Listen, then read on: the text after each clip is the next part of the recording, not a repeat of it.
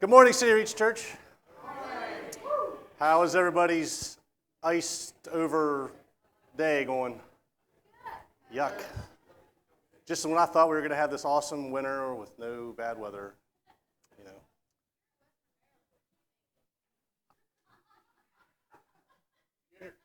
Man, Autumn. I wasn't ready for that. Where's Phil? Phil, please come take care of the light work, please. Actually, heavy work. I don't know. She could be a hand. There he is. Phil, can you control your wife? Sorry to put you on the spot. All right. I love being in a church we can have a little fun. So this week, a couple events going on this week. Tuesday night, we have Hope Group, 7 o'clock here at the church. Kathy Emmerich is coming to share a word. Kathy does Warfare Wednesdays every, is it Wednesday morning? Wednesday, on Facebook Live. If you don't know Kathy or have never met her, I would suggest two things. Add her as a friend on Facebook. She will accept you, especially if she sees you're friends with a lot of people here. Tune in Wednesday mornings. Of course, it's recorded, so I mean, if you're like, I can't watch it live at, I think it's at 6 a.m. she does it? 6:30? It's going to be on her wall, so you can always watch it later. And if you can, I would come Tuesday night to Hope Group, because when she was here before, it was really, really powerful. She's simply amazing. Kathy's one of those people that I can honestly say you just don't hear anything bad about her.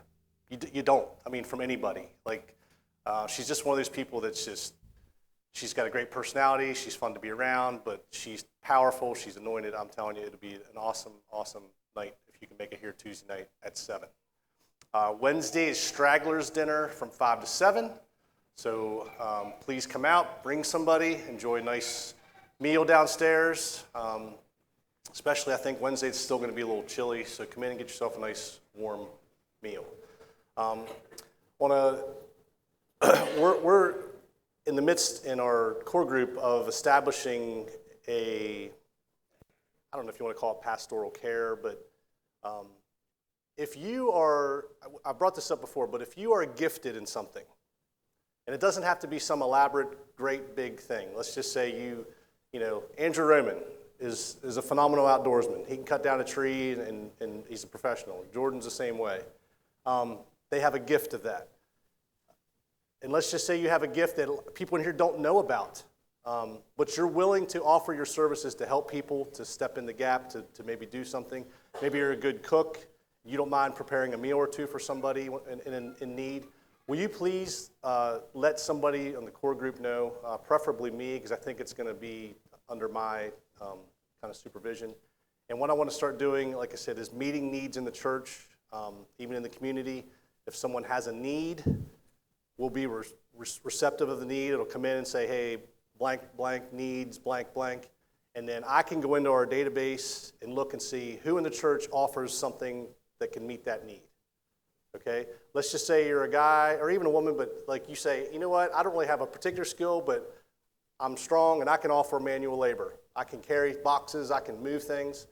That's awesome. Offer that up, because obviously that's a need that can be used for a lot of different people, that they need stuff moved, or someone's packing up and moving to a new house. So please don't be shy. Don't think, well, I'm not really that gifted. Trust me, your gift can be used. God will make a way that your gift will be used. So pray about it, ask God about it, and just try to think that, if you want to write it down, if you want to email it to me, text it to me if you haven't, whatever, just get it to me, okay? I think that's all I have for this morning. Let's go ahead and get our offerings ready. We'll do the offering. Team Dawson, how's Eli this morning? Cheerful? What's wrong today? Tired? Nothing? You weren't this quiet in Africa. I know you weren't. All right. Folks, we are not a church that makes big demands on your giving, and I'm going to get mine out, because if not, I'll forget. There you go. Don't spend it all in one place. You can put that in the offering. No, that goes in the offering. There you go. We just ask you to give for a cheerful heart, knowing that your offering today is going to do great things. I love being a part of a church where we're so involved and we're doing things in the community. It's just awesome to be a part of this. And just know that when you're giving, you're a big part of that, and you can go to bed at night knowing that your giving is just doing kingdom work, and that's basically all we can ask is that your offering goes to do kingdom work.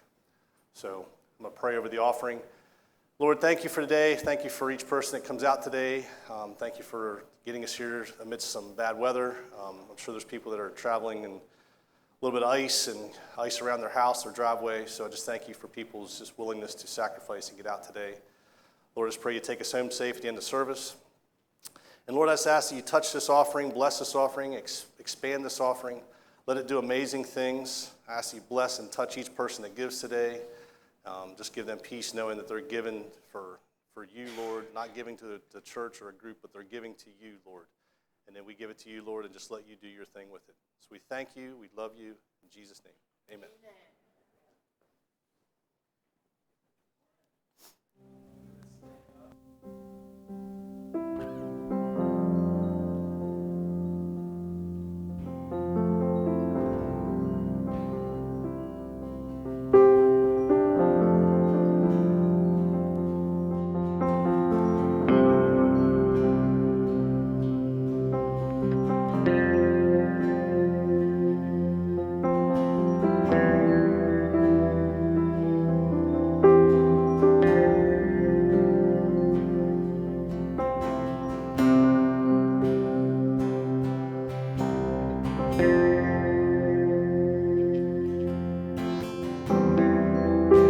Worthy of all the praise we could ever bring. Worthy of every breath we could ever breathe. Live for you.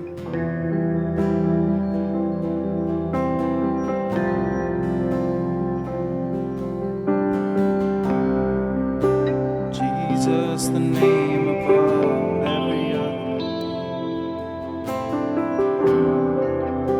Jesus, the only one who could ever see.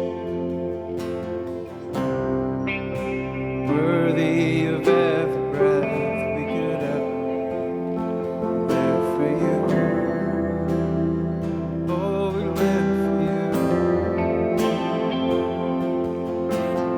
Holy, there is no one like you. There is none beside you. Open up my eyes in wonder and show me who you are and fill me with your heart and lead me in love to those around.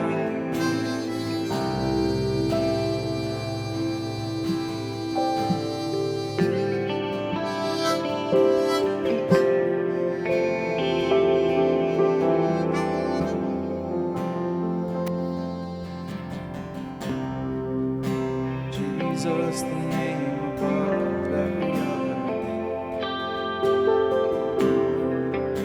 Jesus, the only one who could ever see. Worthy of every breath we could ever live for you. Live for you. Holy, there is no one like you. There is none besides you. Open up my eyes in wonder and show me who you are and fill me with your heart and lead me in your love to those around me. And holy, there is no one like you. There is none besides you. Open up my eyes in wonder and show me who you are and fill with your heart and lead me in your love to those around.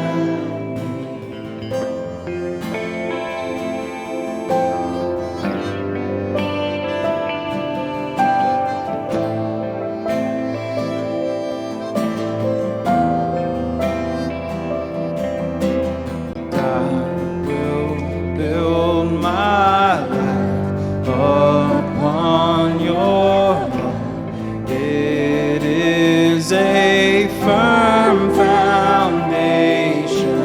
I will put my trust in you alone, and I will not be shaken, and I will build my life upon your love. It is a firm foundation, and I will put my trust in you alone, and I will not be shaken. Holy, there is no one like you. There is none besides you. Open up my eyes in wonder. Show me who you are and fill me with your heart and lead me in your love to those around me. And holy, there is no one like you. There is none besides you. Open up my eyes in wonder and show me who you are and fill me with your heart and lead me in your love to those around me.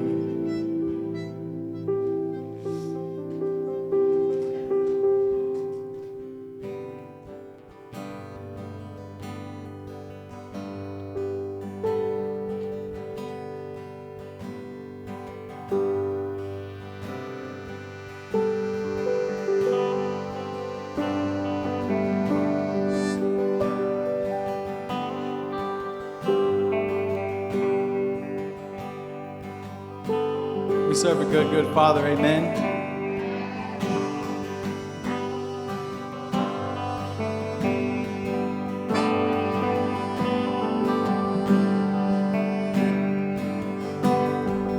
I've heard 1,000 stories of what they think you're like, but I heard the tender whisper of love in the dead of night, and you tell me that you're pleasing, that I'm never alone.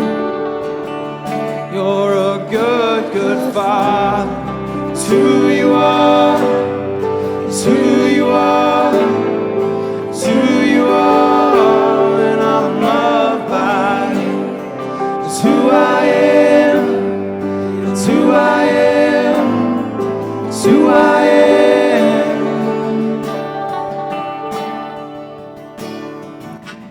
I've seen many searching for answers far and wide, but I know we're all searching for answers. Only you provide, because you know just what we need before we say a word. You're a good, good Father. It's who you are. It's who you are. It's who you are.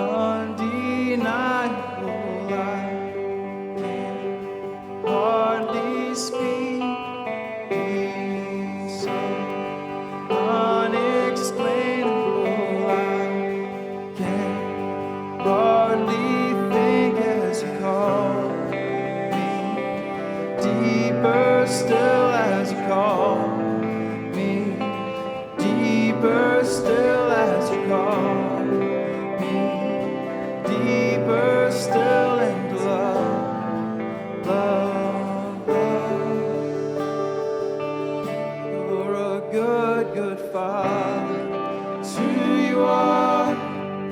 It's who you are.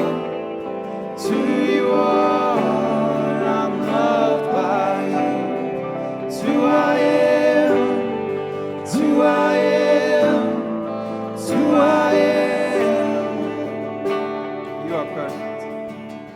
You are perfect in all of your ways. You are perfect in all of your ways. You are perfect in all of your ways to us. You are perfect in all of your ways. You are perfect in all of your ways. You are perfect in all of your ways to us. You're a good, good Father. It's who you are. It's who you are. It's who you are. And I'm loved by you. It's who I am. It's who I am. It's who I am. You're a good, good Father. It's who you are. It's who you are. It's who you are. And I'm loved by you. It's who I am. It's who I am. It's who I am.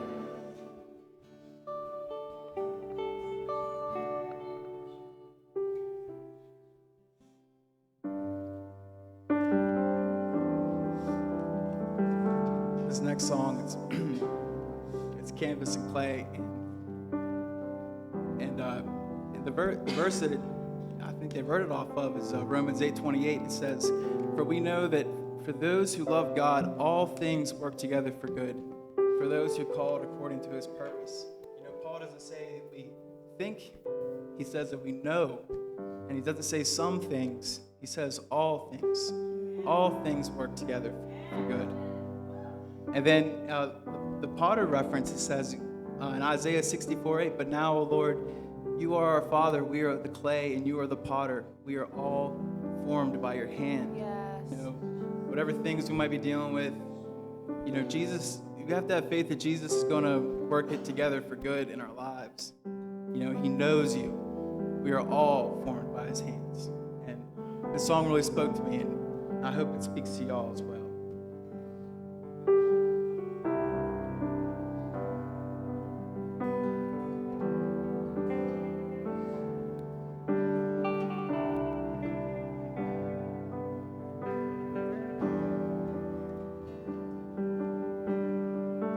In my mother's womb, you formed me with your hands, known and loved by you.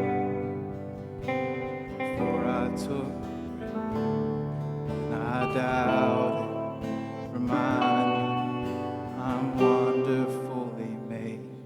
You're an artist and a potter, on the canvas and the clay. Make all things work together for my future, for my good. You make all things work together for your glory, for your name.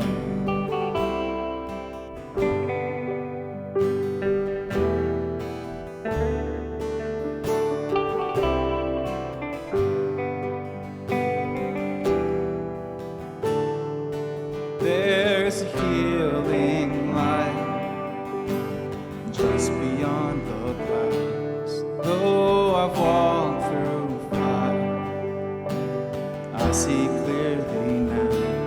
I know nothing has been wasted, no failure or mistake.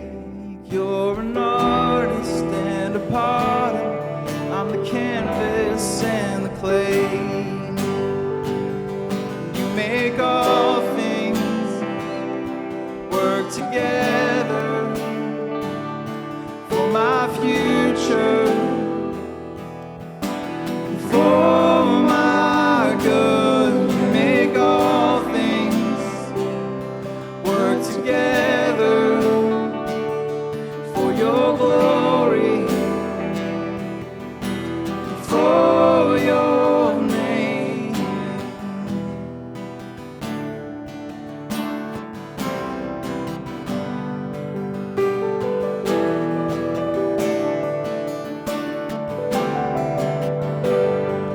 When I doubted, Lord, remind me I'm wonderfully made. You're an artist and a potter. I'm the canvas and the clay. I know nothing has been wasted, no failure or mistake. You're an artist and a potter.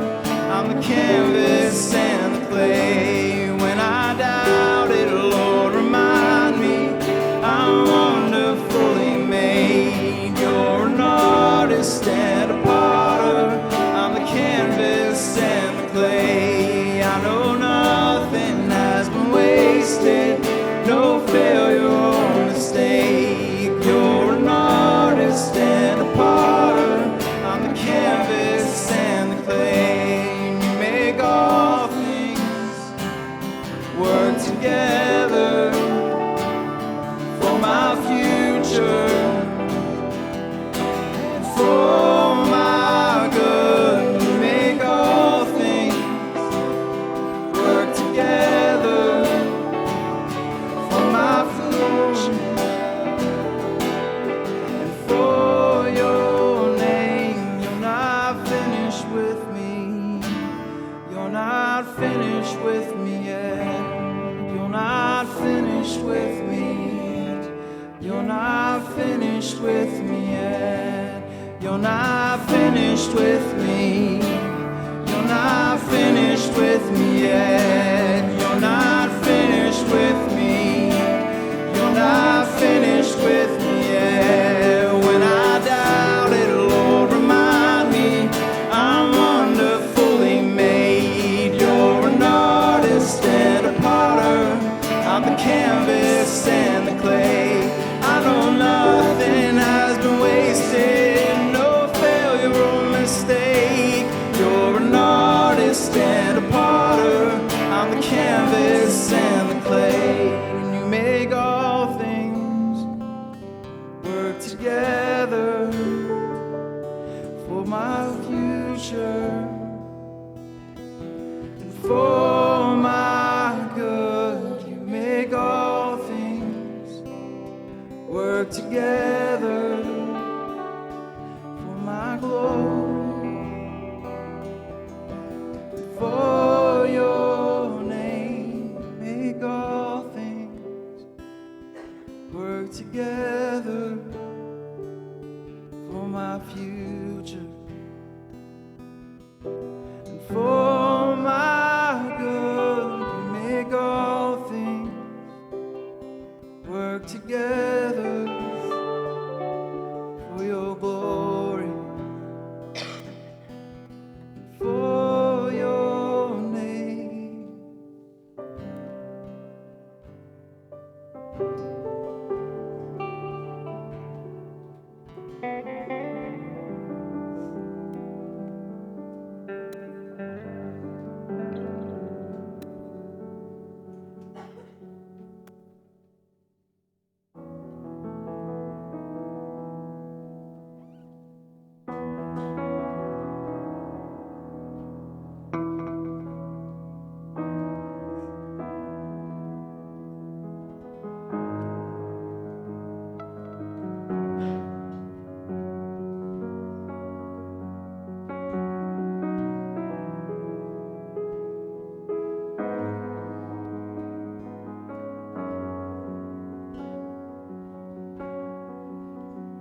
You give life, you are love, you bring light to the darkness, you give hope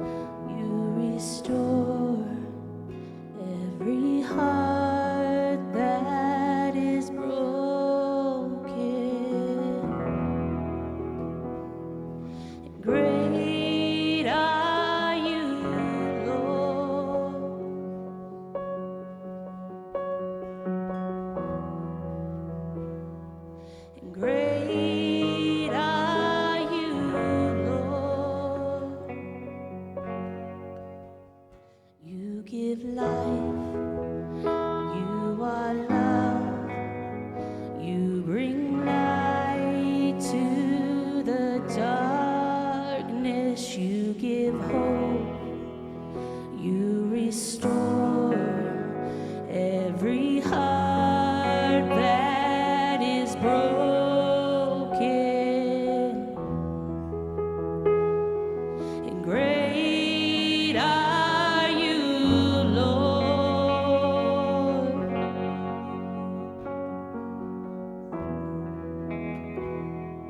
And great are you, Lord. It's your breath in our lungs, so we pour out our praise. We pour out our praise. It's your breath in our lungs, so we pour out our praise to you only. Great are you, Lord.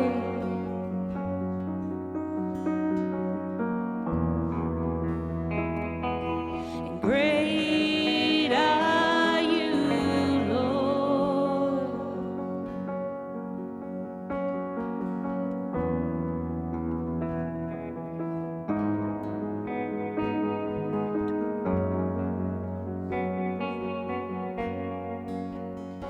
You give life. You are love. You bring light to the darkness. You give hope. You restore every heart that is broken. And great are you, Lord.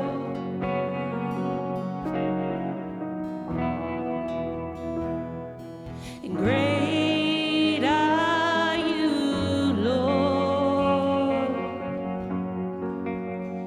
It's your breath in our lungs, so we pour out our praise. We pour out our praise. It's your breath in our lungs, so we pour out our praise to you only.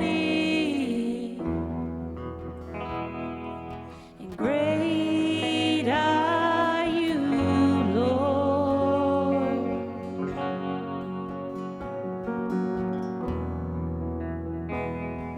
And great are you, Lord.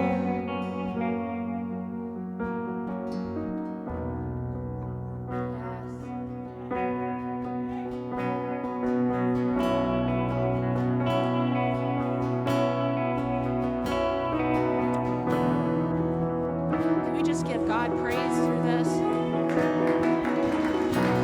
He is so good all the time.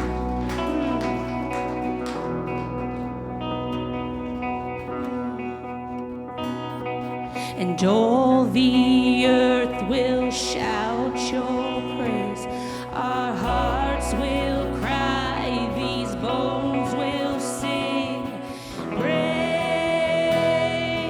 are you, Lord.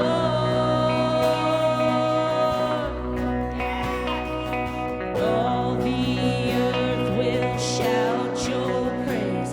Our hearts will cry, these bones will sing. Great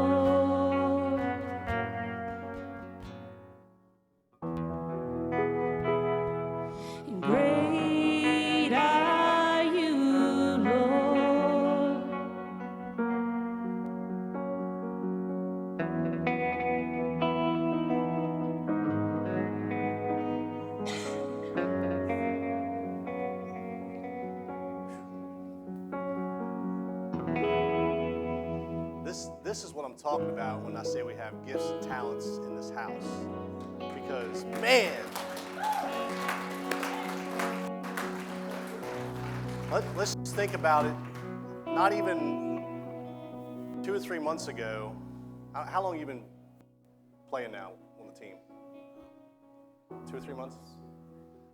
2 or 3 months ago, we didn't even see Jordan or Kim on the stage. Kim was here before, but now Kim's back, Jordan's back. Just think about that. What God can do in 2 or 3 months to like just bring worship to this place and anointed, gifted people that just, man.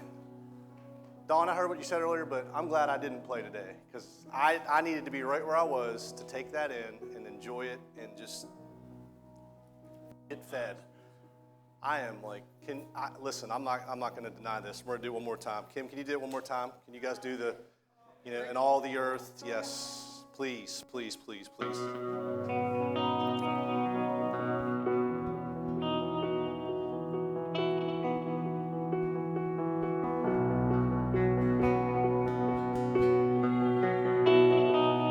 All the earth will shout your praise.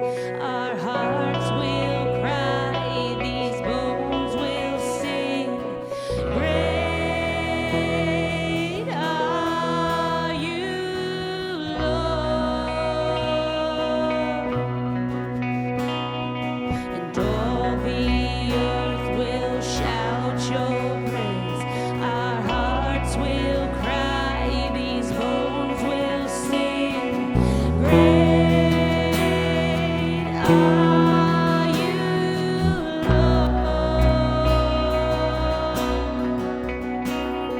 And all the earth will shout your praise. Our hearts will cry. These bones will sing. Great are you, Lord. And all the earth will shout your praise. Our hearts will cry. These bones will sing. Great are you, Lord. It's your breath in our lungs, so we pour out our praise. We pour out our praise. It's your breath in our lungs, so we pour out our praise to you only. Great are you, Lord.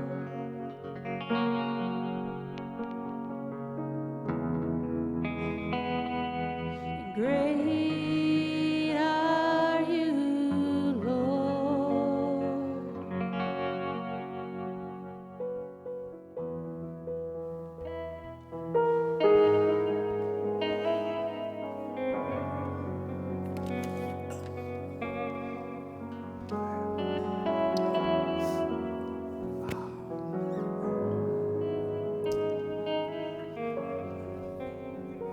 I just want to say I'm honored to serve with you guys.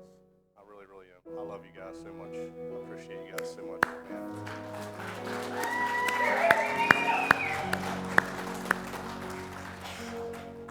And here's the thing, even beyond the gifts and talents, like, they're good people.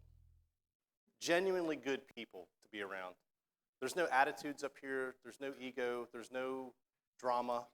I mean, they're just good people. And it's amazing to be a part of it. And I'm just beyond humbled and thankful that, yes, except David. No. Real quick, before, Gateway West is trying to send some youth to Winter Jam. Is that right, David? Winter Fest, sorry. So after church today, they are having chicken wing dinner. It's $10.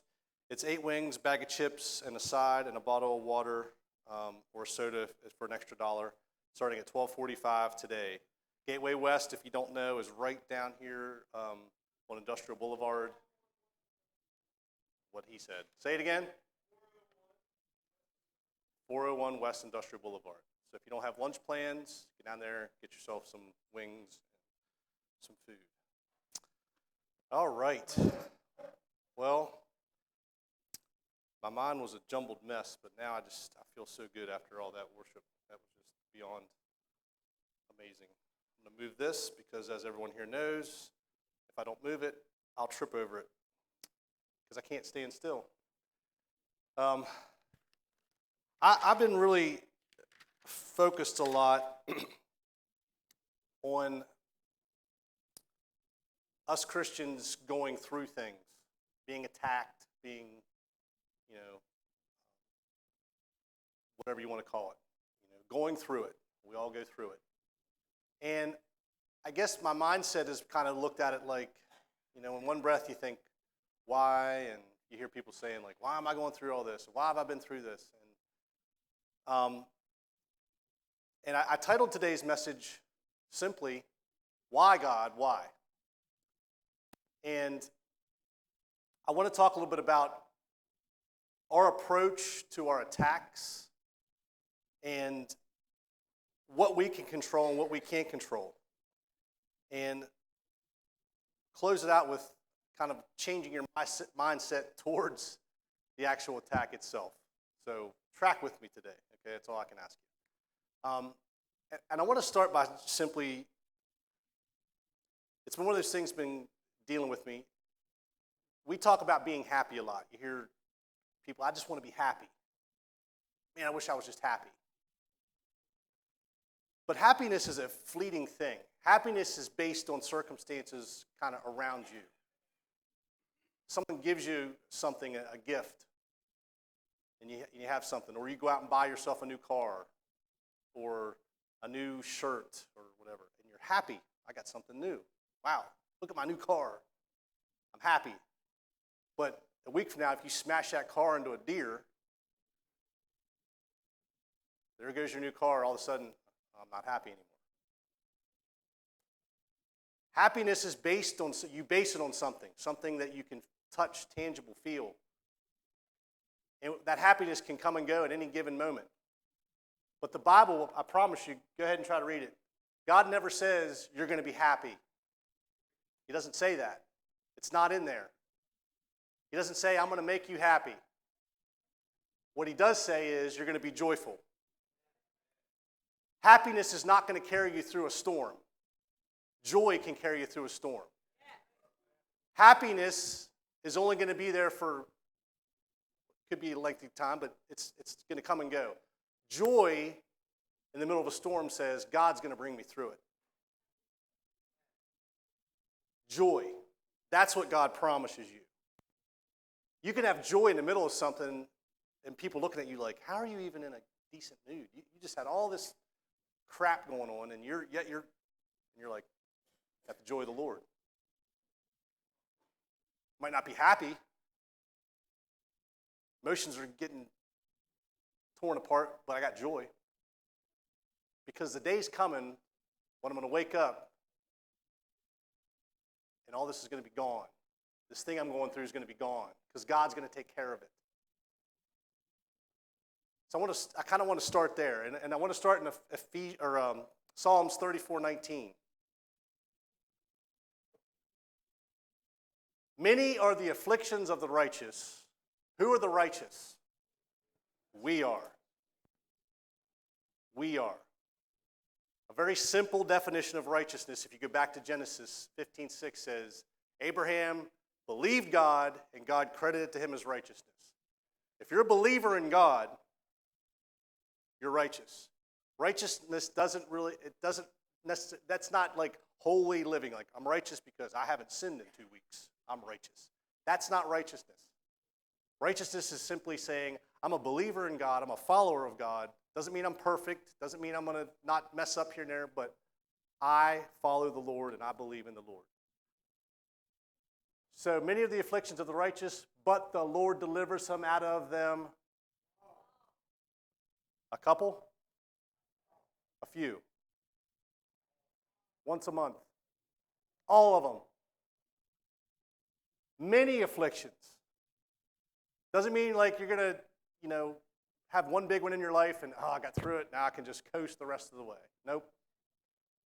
Afflictions are going to come and come and come and come. But the Lord delivers them out of all of them. That's where your joy comes from. Because you're not going to be happy in the middle of a storm. You're not going to be happy when your name's slung through the mud. You're not going to be happy when, you rip your pants at work and you got a big hole in your pants. Like things like that don't make you happy. You're not going to be happy when someone cuts you off in traffic. You're not going to be happy when you're driving down Route 36 and someone's doing 40 miles an hour in a 50. That's my personal, sorry, I just had to go there. This happens to me every time I'm driving down 36, but I have joy through it. Right, Lord?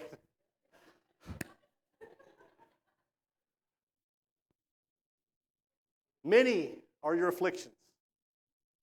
And I find it fascinating sometimes to think like we wake up every day with a bullseye on our back that the enemy's trying to hit. And yet we sound shocked sometimes when we go through something. Lord, why am I going through this? Hello? You got an enemy out there that hates your guts. He wants to do anything he can to tear you down, make you miserable.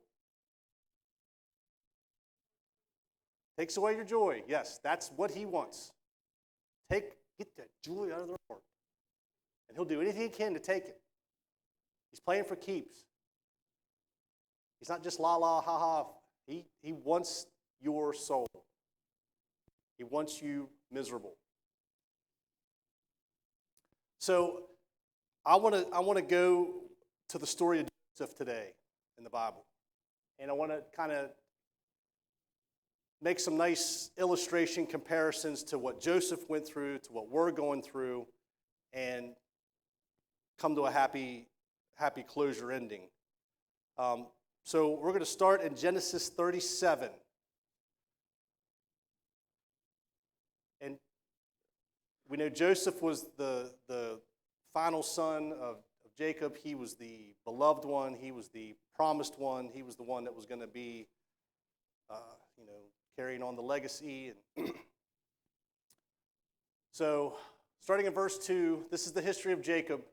Joseph, being 17 years old, was feeding the flock with his brothers, and the lad was with the sons of Bilhah and the sons of Zilpah, his father's wives, and Joseph brought a bad report of them to his father. Now Israel loved Joseph more than all his children because he was the son of his old age. Also he made him a tunic of many colors. But when his brothers saw that their father loved him more than all his brothers, they hated him and could not speak peaceably to him. Now, let me stop right there. Pause for 1 second. In our lives right now, when the favor of God is on your life, the favor of the Father is on your life, people around you are not going to like it. They are not going to like it. They're going to be envious of it, jealous of it. Haters, yes, that's true. And you can either embrace that calling and that favor, or you can kind of shy away from it and be like, well, I don't want everybody to hate me, so I'm just going to. Joseph knew, and Joseph wasn't afraid to walk in it. Go ahead and hate me. I'd rather have him favor me than you. And that's the mindset you should have. If God wants to love on you and favor you, receive it and walk in it. Let everyone else deal with their insecurities and their anger, bitterness, jealousy. Let them walk in all that sin. You walk in the favor. Okay? All right, next slide, sorry. Now Joseph had a dream and he told it to his brothers and they hated him even more. So he said to them, please hear this dream which I have dreamed. There we were, binding sheaves in the field. Then behold, my sheaf arose and also stood upright, and indeed your sheaves stood all around and bowed down to my sheaf. And his brothers said to him, shall you indeed reign over us, or shall you indeed have dominion over us? So they hated him even more for his dreams and for his words. Then he dreamed still another dream and told it to his brothers and said, look, I have dreamed another dream, and this time the sun, the moon, and the 11 stars bowed down to me. So he told it to his father and his brothers, and his father rebuked him and said, what is this dream you have dreamed? Shall your mother and I and your brothers indeed come to bow down to the earth before you? And his brothers envied him, but his father, interesting, says, kept the matter in mind. So there's his beloved son, all of a sudden telling him a dream about even him bowing down. And his father's in a conundrum. At first he's like, who do you think you are? But then his father, I think, has a thought, like, wait a minute, this is my promised son. This is the one I had in my old age. Maybe I should step back from this before I start running my mouth too recklessly, because maybe he is hearing from God and he is speaking the truth. There are times I know as us as Christians that we walk in a thing where we speak differently. We should be talking to people differently. We should be saying things to people differently. And just like Joseph did, sometimes he speaks boldly here. Basically saying, I had this dream, and the way it's interpreted is you're going to be bowing down to me. He didn't say it arrogantly. He wasn't saying with this hardness of heart, saying like, ha ha, look at me. But what I say to us as Christians is sometimes I think you need to be bold in your speaking. You might be in a job situation and willing to just open your mouth and say, you know what, I'm getting that promotion. I'm getting that new job. And there's people around you going like, what? Like, who do you think you are? You don't deserve that thing. And then at that point, you could either cower down and be like, I guess I'm probably not worthy of it. Or you can just continue to say, you know what? I know what God's told me, and I believe I'm going to get that promotion. Joseph wasn't afraid to speak what God put in his heart. He wasn't afraid to speak of his dream. And I dare you to do the same thing. If you have a wow, oh my gosh dream, something you feel like God's going to do something just crazy good in your life, there's a fine line there, but don't go bragging about it, but don't be afraid to speak about it either. Put those words in the atmosphere. Speak. God gave you a voice. God created the world through his words. You can create your world through your words too. And if people hate you because of it, that's on them. That's not on you. If they hate you because of what you say and what you believe, that's on them. Let them carry that burden. Let them carry that guilt around. Don't you take it on and own it. All right, so they hate him. Let's continue in the story. Verse 18. Now when they saw him, we're talking about Joseph, afar off, even before he came near them, they conspired against him to kill him. Then they said to one another, look, this dreamer is coming. Come therefore, let us now kill him and cast him into some pit, and we shall say, some wild beast has devoured him. We shall see what will become of his dreams. But Reuben heard it, and he delivered him out of their hands and said, let us not kill him. And Reuben said to them, shed no blood, but cast him into this pit which is in the wilderness, and do not lay a hand on him, that he might deliver him out of their hands and bring him back to his father. So it came to pass when Joseph had come to his brothers, they stripped Joseph of his tunic, the tunic of many colors that was on him. Then they took him and cast him into a pit, and the pit was empty. There was no water in it. Now, people around you might not be plotting your actual murder, but what does Jesus say in the New Testament about murder? Murder is no longer just murder. It's slander, bitterness, anger towards someone, unforgiveness towards someone. So they might not be plotting to literally kill you, but what they are going to plot to do is kill your character, kill your reputation. That's what they're going to do. All of a sudden, they're going to think, oh, well, they think they're high and mighty, and they think they're so good and so gifted and so this and that. I'll do something about that. I'll start a rumor. I'll start speaking over here because I know if I talk to Sally over here, she'll tell 20 more people. If I start the right rumor with the right person, I could spread a wildfire. So when they're plotting your murder, what they're saying is, we're going to destroy your character. You think you're going to get this thing, well, I'll do whatever I can in my power to keep you from getting that thing. And that's basically what Joseph's brothers were doing, except they literally meant his death. I mean, they were literally going to kill him. But in our society today, I mean, God forbid if there's no one plotting your murder, but what they are going to do is try to tear down your character. They're going to try to ruin your reputation and say as much negative stuff about you as they can. Truth or not truth, either way. They'll find something. Oh, 2 years ago, I remember they did this one thing. So, I mean, they'll throw that right back in your face, you know? Like 2 years, what, 2 years ago? Like, all right. But there was a voice of reason in there. There was a brother that finally stood up and said, hold on a second, guys. We shouldn't kill him. Let's think about this. And in our situation here today, I'd like to think that no matter where you're at, work, your job, your school, your whatever, you've made an impact on somebody to the point where they're going to step up in your defense. Wait a minute, guys. And I'm willing to say this too, on the other side of that coin. You should be the person that's willing to step into the jungle for someone too. In your workplace, if you hear a bunch of blah, blah, blah about somebody going on, have the boldness to step in and say, hey, let's knock that stuff off. What good is this doing? And you know what's going to happen? You're going to be hated because of it, cast out. But I'd still be willing to say I had the boldness to step up and defend somebody. Because what's going to happen, I promise you later, that group of naysayers, rumor starters, drama queens and kings, at some point in their life, could be the next day, could be the next year, they're going to think back to that moment and be like, you know what? Man, they were willing to step up and defend them. And I wish I had a friend like that.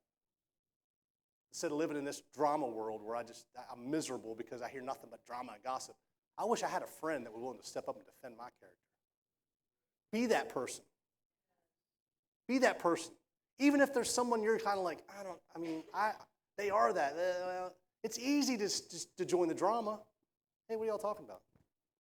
Yeah, I agree. Oh, yeah, they are. They're terrible. They're always late. They're always, they moan and groan. It's easy to do that. That's easy. The hard part is, deep breath.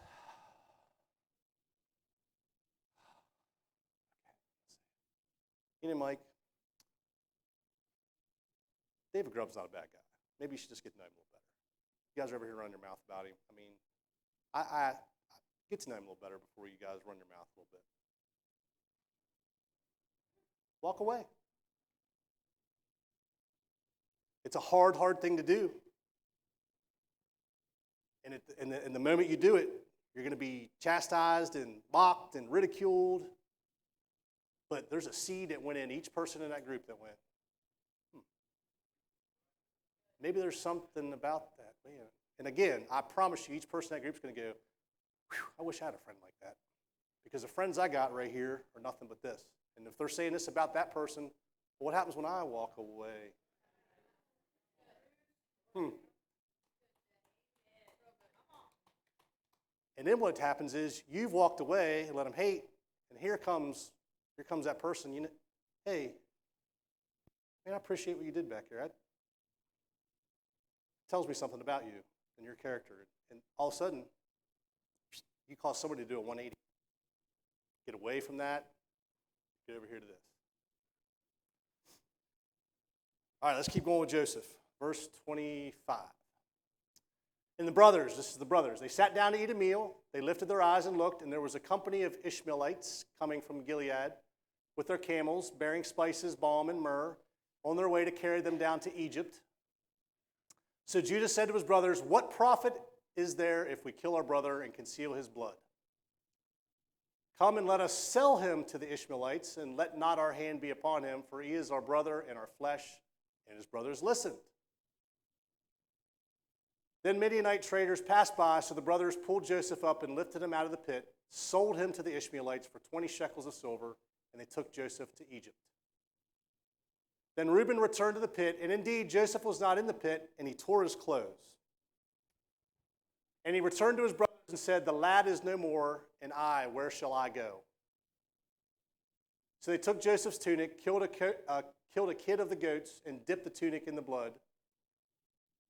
Then they sent the tunic of many colors, and they brought it to the father and said, "We have found this. Do you know whether it is your son's tunic or not?" And he recognized it and said, "It is my son's tunic. A wild beast has devoured him. Without doubt, Joseph is torn to pieces." And the illustration here that jumped out at me is, if they don't just destroy your character and just try to murder you, they'll just use you for what they can out of it. Well, instead of maybe ruining them, maybe I'll use them. So if they are going to get that promotion, maybe I can kiss their butt and be like runner to them, then I'll be favored by them. How can I turn this to my advantage? So they're not really supporting you. They're not really liking you. They're using you. Anybody ever feel used? Not a good feeling. It's not a good feeling when you can kind of get that sense and that revelation that someone hasn't really been your confidant friend. Basically, they're just getting out of you what they can. And again, I'll turn that on you. Don't be that person. Man, don't be that person. Don't rely on, someone to do something for you, to make you. Rely on God to provide for you. I can honestly say, I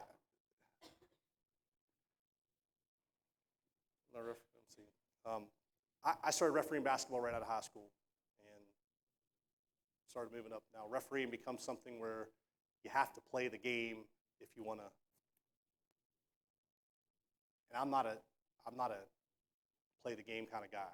And I realized kind of early in my 20s that you had to really kiss the right butt to, forgive my French, to move up. And I just didn't play that game. And I watched people that I knew weren't better than me. They might have been as good, but they were just getting moved up, promoted. And it was painful because I thought, I know I'm as good, but I'm not getting recognized because I don't play that game. And I'm proud to look back and say I earned what I got because I didn't have somebody going to bat for me. I didn't, please, oh man, hey, let me get you that for you. Let me take care of that for you. Be that person that you earn your stripes. God promotes you, not man. Be a God pleaser, not a man pleaser. And don't use people and don't let them use you. And I know sometimes it's hard because, bless you, sometimes it's hard because you don't recognize it a lot of times. It's hard to recognize. Am I being used here? Or is this person genuinely and all you can do is pray to God, give me discernment. Show me something. Reveal this thing to me. Please, give me this, God. And a lot of times it's got to be that spiritual intuition that tells you this is genuine. This person isn't genuinely your friend. They're not genuinely out for their best interest, or your best interest. They're out for themselves, and that's it. So just be careful. Don't be a user. Don't be a people user. All right, so that's the story of Joseph and his brothers. God's favor on you, people are going to hate it around you. People are going to hate it on you. People are going to try to murder your character. People are going to try to tear you down. Why am I going through this, Lord? Why is this person speaking ill of me? Why are they talking bad about me? I don't understand. Well, God's got a purpose. Keep with me. Let's jump to Genesis 39. Still with Joseph. Lord was with Joseph, verse 2. He was a successful man, and he was in the house of his master, the Egyptian. And his master saw that the Lord was with him, and that the Lord had made all he did to prosper in his hand. So Joseph found favor in his sight and served him. Then he made him overseer of his house and all that he put under his authority. Notice here a repeated theme. The Lord was with Joseph. And people recognized it.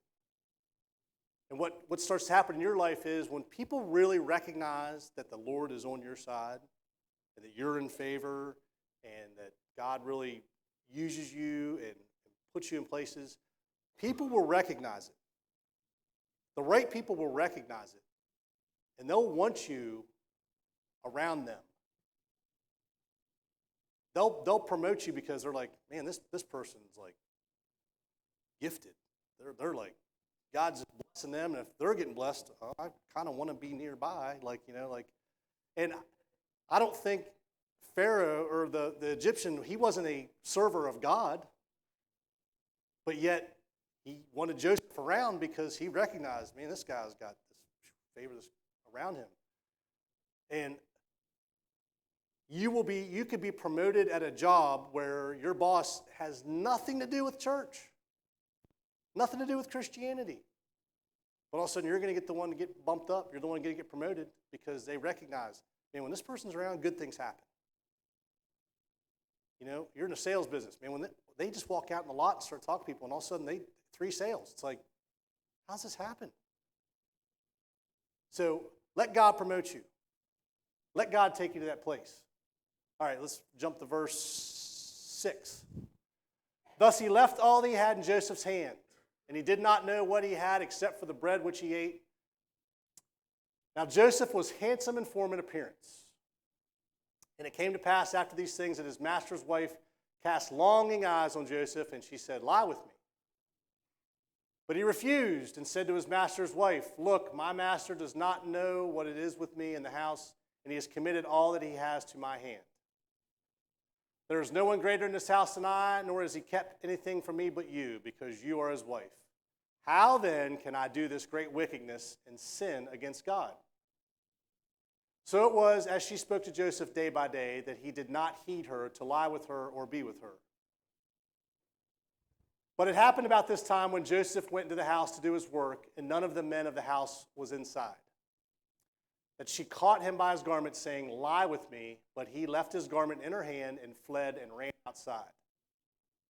And so it was, when she saw that he had left his garment in her hand and fled outside, that she called to the men of her house and spoke to them, saying, see, he has brought into us a Hebrew to mock us. He came into me to lie with me, and I cried out with a loud voice. And it happened when he heard that I lifted my voice and cried out, that he left his garment with me and fled and went outside. So she kept his garment with her until his master came home. Then she spoke to him with words like these, saying, the Hebrew servant whom you brought to us came in to me to mock me. So it happened, as I lifted my voice and cried out, that he left his garment with me and fled outside. Pause right there for a second. There are times in our life when you're going to look up to God and saying, God, how am I being accused of this? I didn't do it. Why am I going through this thing that I don't deserve? How many of y'all have said that to God in a prayer? I don't deserve this. Why am I going through this thing? I didn't ask for this. I didn't do anything wrong. Why is this person at work lying about me? I didn't do anything to them. Why is my car broke down 17 times last year? What am I doing wrong? Why aren't I getting that promotion? I'm doing everything right. God, you know I've needed this. Why aren't I getting it? And here's a situation where Joseph is completely innocent, completely doing exactly the right thing. He's saying, no, no, absolutely not. You're a married woman. Not doing it. And your husband is like my boss, so double whammy no. Not even, nope, run. And there are times that people are going to try to manipulate you and say, hey, might be a little shady, but will you do this thing for me? will you lie to the boss for me? Tell him this, and we'll just keep it between us. And you have a choice. You do the right thing, or do the wrong thing. Because the easy thing to do is go, all right, hey, so-and-so, like their car got all messed up, and they called me, and it's legit, so they're going to be a couple hours late. Just want to let you know. I can vouch for it. It's true. Or you can step up and say, I'm not doing that for you. You're your own person. You do what you do. You. If you messed up, own it. I'm not taking part of this. It's hard sometimes to do the right thing knowing that you're going to get persecuted because of it. Knowing you're going to get slandered because of it. It's hard to be a good person sometimes. It's hard not to jump in with the dirty jokes. It's hard not to jump in with the guys who are all, man, look, check this girl out. Look at her walk. Every time she walks, look, hey guys, look, man, hey, brother, come here, man. You're like, it's hard to be like, oh, I don't do that stuff, man. Oh, what's wrong with you, man? You don't like women? Yeah, weirdo. No, guys, I got eyes for my wife, and that's it.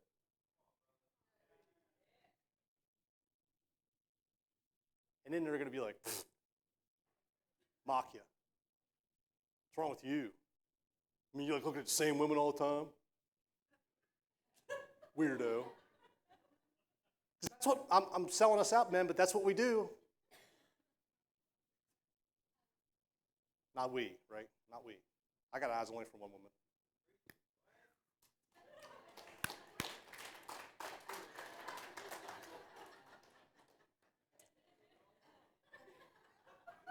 She's cracking her knuckles right now. But it's hard sometimes to do the right thing. It really is. But it's always worth it. It's always worth it.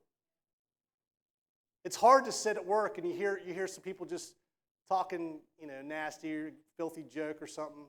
It's hard to walk over and go, you know what? I'd appreciate it if you guys if you want to talk like that, whisper, keep it to yourselves. I really don't want to hear it. It bothers me, it offends me. Because the moment you do that, boy, when they're just going to come, they want to pound you into the ground, knowing that, we'll just tell more. It's hard to stand up to say, I only got eyes for my wife. You cannot get ridiculed and mocked.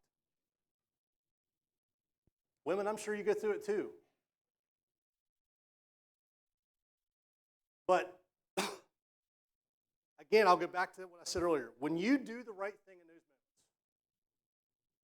there's a seed planted in people that go.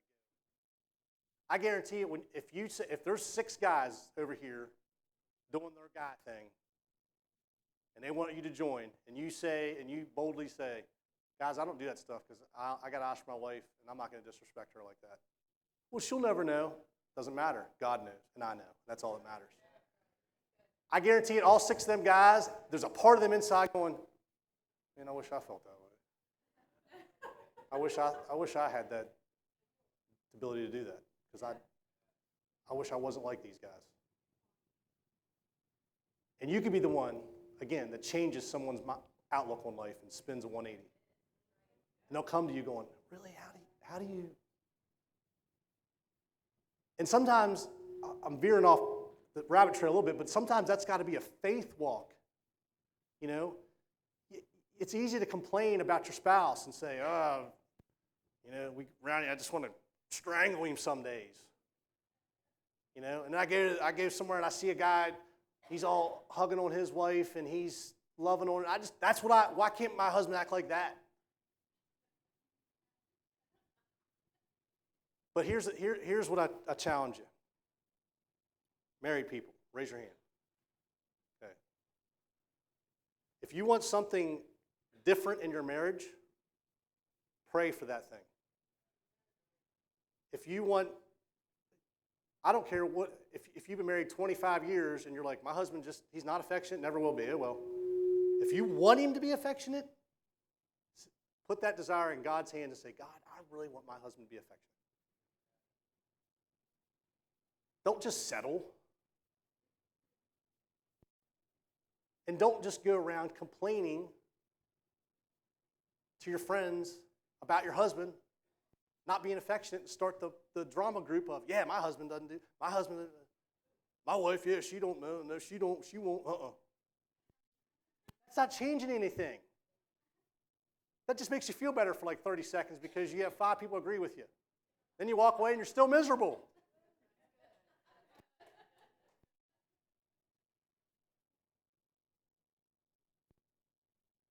All right, I'm back on trail. I'm out of the rabbit hole. Verse 19. So it was when his master heard the words which his wife spoke to him, saying, your servant did to me after this manner, that his anger was aroused. Then Joseph's master took him and put him into the prison, a place where the king's prisoners were confined, and there he was in prison. But the Lord was with Joseph again, and showed him mercy, and he gave him favor in the sight of the keeper of the prison. And the keeper of the prison committed to Joseph's hand all the prisoners who were in the prison. Whatever they did, it was his doing. The keeper of the prison did not look into anything that was under Joseph's authority, because the Lord was with him, and whatever he did, the Lord made him prosper. Now, there could be a time in your job, again, that you get slandered, someone lies, someone makes something up, and you get fired. Think about that. You got a good job, all of a sudden, Bob starts a rumor, he tells Jim, and all of a sudden 5 guys are in it cahoots. The boss comes to you, goes, I got to talk to you. I understand you took some stuff. I didn't do that. Well, I got 5 guys said you did, and blah, blah, blah, blah. You're out. And now you could look to God and throw your hands up and stomp your feet and say, God, I didn't do anything wrong. I didn't deserve this. God, what's wrong with you? Or you could be like Joseph. You put me in prison for something wrong? Guess what? The Lord's still with me. I'm still going to walk in favor. Because if you got, I will guarantee you this. I don't like to say guarantee from the pulpit too much. But if you get fired from a job wrongly, God wants something different for you anyway. God wants something better for you anyway. And that's where that joyfulness comes in. Because when the boss comes in and tells you you're fired for no reason, you're not going to be happy. But the Holy Spirit can kind of remind you, God's got something better. And that's where that joy will rise up. And you can call your boss later and thank him. He'll be like, what? Thanks. And then when a month, 2 months, 6 months goes by, and all of a sudden you're doing something 10 times better, and Jim, Bob, and Dan and the guys see that and go, what in the world? We got that dude fired. Look at this. That's why I love in Romans whenever it says when your enemies attack you, pray for them. You'll heap burning coals on their head. Because what that means is not you're taking a literal bucket. It means that conviction of God and the thing because when they see stuff that happens, they're going to feel so convicted and so wrong, it's going to eat them up. Let God do that, man.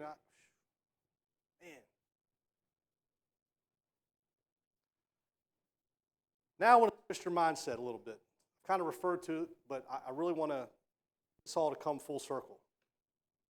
So I got 2 pieces of scripture to read to close this thing out.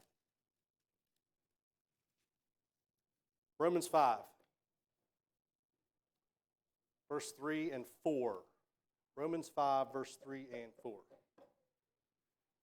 And not only that, but we also glory in tribulations, knowing that tribulation produces perseverance, perseverance character, and character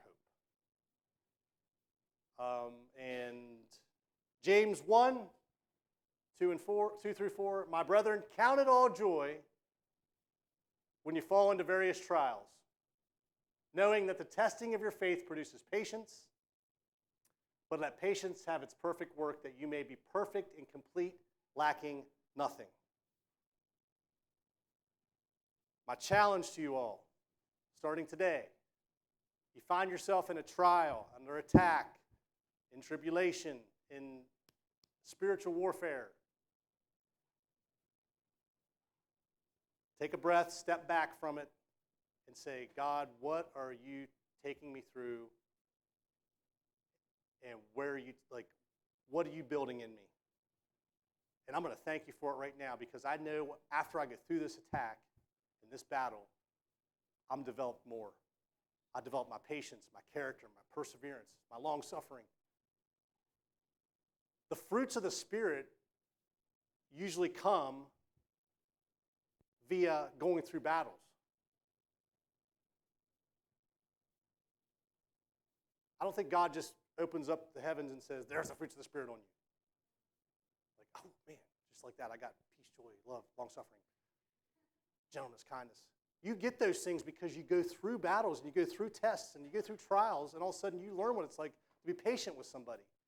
And you learn how good it is to be kind to somebody and gentle in situations. We're not naturally born that way. We're not naturally born to be gentle, because this world's a bad place a lot of times. And Revelation, this is my last verse, 12:11. They overcome him by the blood of the Lamb and by the word of their testimony, and they did not love their lives unto death. If one of the key points to defeating the enemy is the word of your testimony, okay? How do you have a testimony? You have to go through something to have a testimony. So in other words, this gets kind of like so God's saying, in order for you to be somebody I can use to defeat the enemy, I have to take you through some stuff to give you a testimony in order to turn that around then and defeat the devil. So if you are born in this world and walk around for 30, 40 years with no problem, man, look at me, no drama, no nothing. Got everything I want, I'm happy, and beautiful. Guess what you are? No good, no use to God. You think in your mindset, well, man, look at God loves me, I'm favored, I'm blah, blah. But really, you're not a weapon that he can use. It's kind of hard to say that. It sounds kind of weird, but really, and I said this when David Judah was here, but what's a lot of people's number one fear?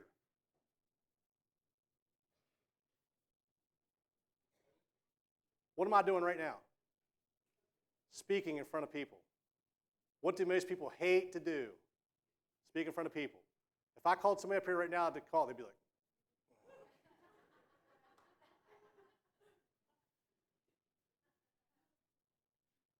but track with me on this. People are afraid to speak. Yet we overcome the enemy by the word of our testimony. So do you see where the devil's at work here?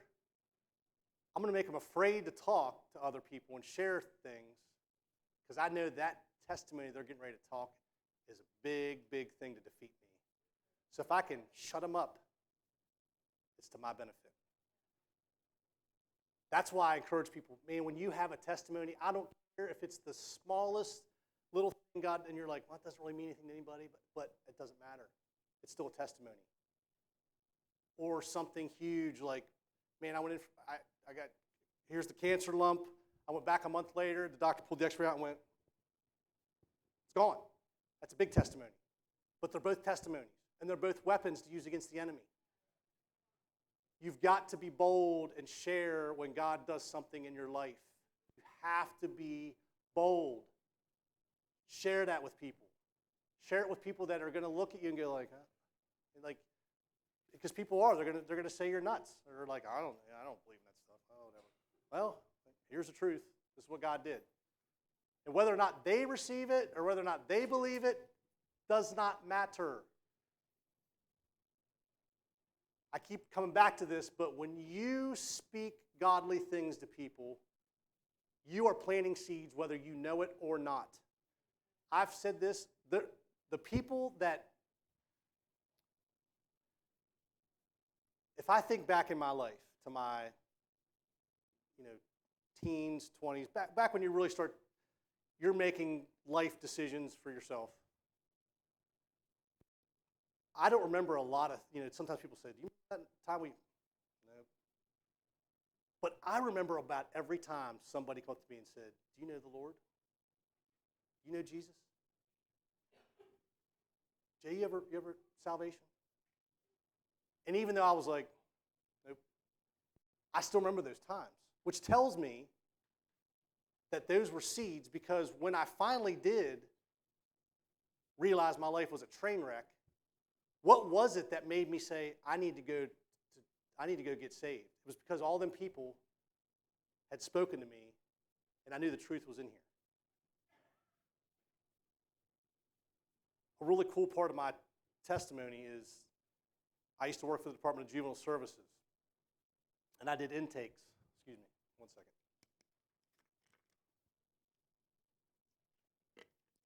And a family come in. It was a grandmother who brought her son in. I don't remember what he was, but I had a thing on my desk, and it looked like a Bible case. It's what I can't remember what it was.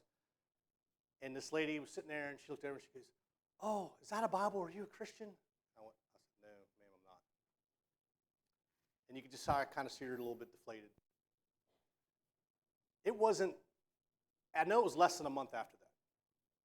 Is when I was at Lighthouse of Hope back when they were in the Career Center. They weren't even at their building yet. And when I first received salvation that day, I'm up front praying. Alan Wilson, is Travis here today? But Alan was the first person to go up and pray with me. Guess who was in attendance that morning? That grandmother was at the church that day. She come up, tears are flowing. I knew there was something that day with you. I knew it. And hugged me. And I'm like, you got to be kidding me. Like, I thought, what? Of course, what are the odds? God's like, 100% with me. Worship team, are you guys coming up or no? Come on up. You can give us a little bit what you gave us earlier. We'll stay here till about 3 o'clock. I will. But I want to wrap this up by saying that going forward, folks, I challenge you to stop saying, why, God, why? Many are the afflictions of us. Many, okay? So it doesn't mean like an attack comes today and Wednesday God took you through it. That doesn't necessarily mean you got a week vacation now to say like, I got through that one, because there might be another one right on the doorstep. There's no syllabus about this. There's no outline. There's no like, okay, you have one per week. That's it. One per month for you. That's it. Could be 2 in a week. Could be 2 in a day. And sometimes it does feel that way. You hit the deer on the way home. You're already mad about that. You get home. It's bad weather. You slip and fall on the ice. Crack your elbow. Got to get x-rayed. Get home and one of the kids is like mouthing off at you and telling you and you're like,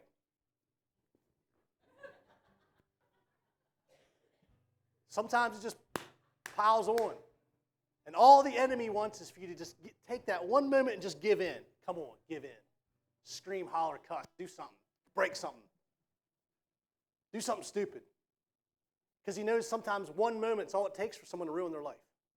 I've seen it. I work in a prison. I know the guys sometimes make one decision on emotion. That's it. That's what the enemy wants. And I'm getting ready to get down the rabbit hole again. I got to stop.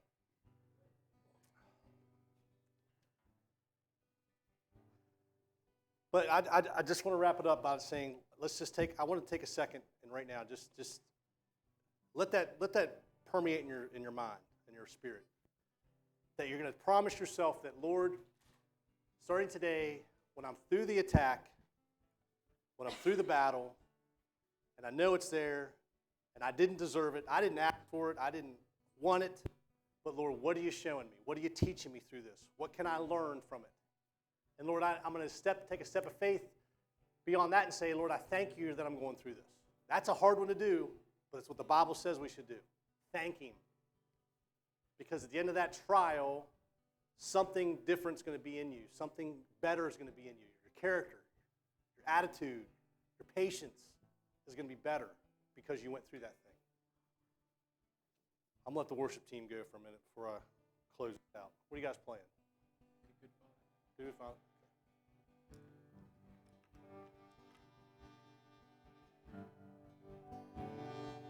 I've heard 1,000 stories of what they think you're like. I've heard tender whisper of love in the dead of night, and tell me that you're pleased and that I'm never alone. You're a good, good Father. It's who you are. It's who you are. It's who you are. And I'm loved by you. It's who I am. It's who I am. It's who I am.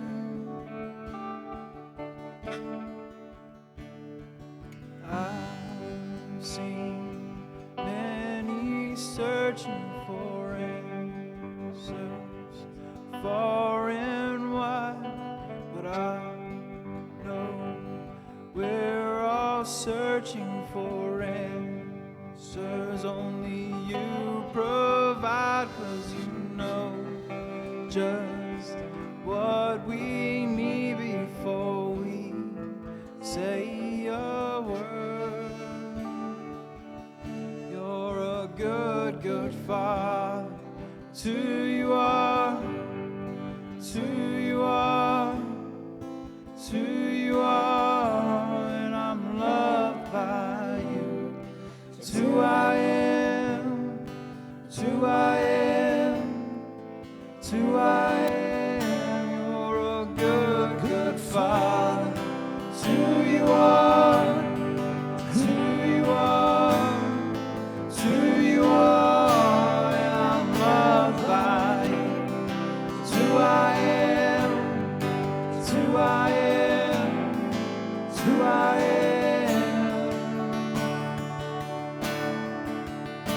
You are perfect in all of your ways. Perfect in all of your ways. You are perfect in all of your ways to us. You are perfect in all of your ways. You are perfect in all of your ways. You are perfect in all of your ways to us. Love so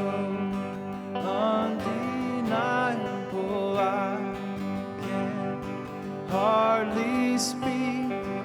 Peace so unexplainable, I can hardly think as you call me. Deeper still as you call me. Deeper still as you call me. Deeper still into love, love, love. You're a good, good Father. It's who you are. It's who you are. It's who you are. And I'm loved by you. It's who I am. It's who I am. It's who I am. You're a good, good Father. It's who you are. It's who you are. It's who you are. And I'm loved by you. It's who I am. It's who I am. It's who I am. You are perfect in all your ways. You are perfect in all of your ways. You are perfect in all of your ways.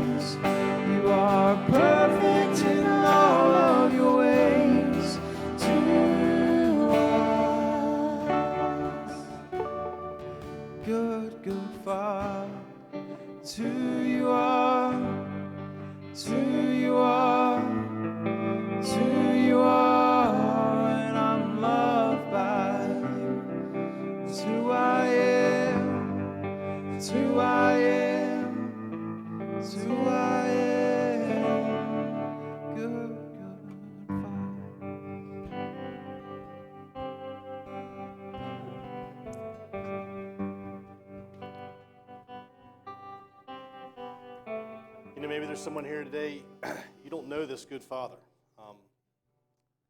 Or maybe it's somebody that maybe you've confessed Him, but you really don't know Him. Don't leave here today without coming up and praying with one of us, please. We're up here to pray also. Let's say you're going through some trials. You just need to pray it out. Please come up here. We'd love to pray with you, come in agreement with you.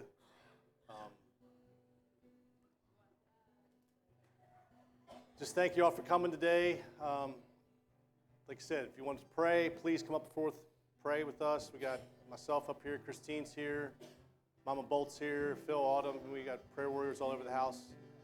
If not, have a great Sunday. Stay warm. Be safe. We love you guys.